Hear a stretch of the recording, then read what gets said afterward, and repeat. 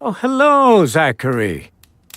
Tell me, are you ready for a little story from Santa? 5 elves were enjoying a picnic just outside Santa's village one day when a blustery northern wind scooped them up. The first elf, Redkey, found his way home by following a red star on the horizon.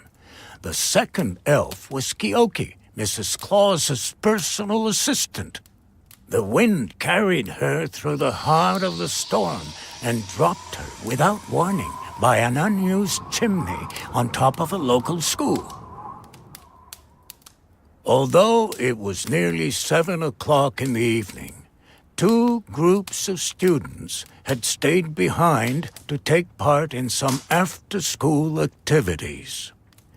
The first was a young group of stamp collectors trading stamps from around the world. The second group was a class of arts and crafts students working after school to finish their final project for the year. When the elf landed on the chimney, the children began to panic. They realized that the weather outside was so bad they wouldn't be able to go home until morning. They would have to spend the night in the dark, far away from their families and their beds.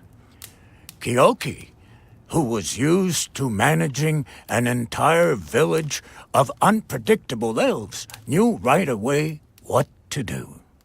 First, to boost the children's spirits, she took the cold milk from the fridge and made some hot chocolate. Once they were feeling soothed, she organized them into teams.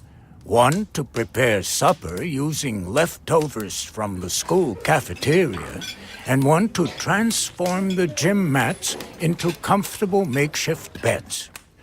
When it was time for bed, and some of the children started to miss their parents, she led the children in singing Christmas carols to lull them all to sleep.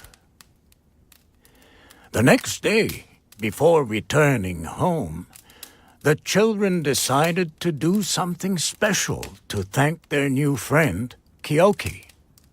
The arts and crafts students built her a big suitcase with air holes for breathing, while the group of stamp collectors gave up their best Christmas stamps so they could send Keoki back to the North Pole in her suitcase by mail.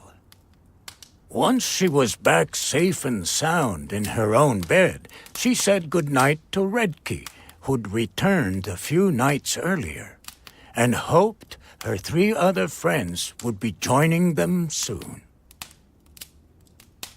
Time to rest your eyes now.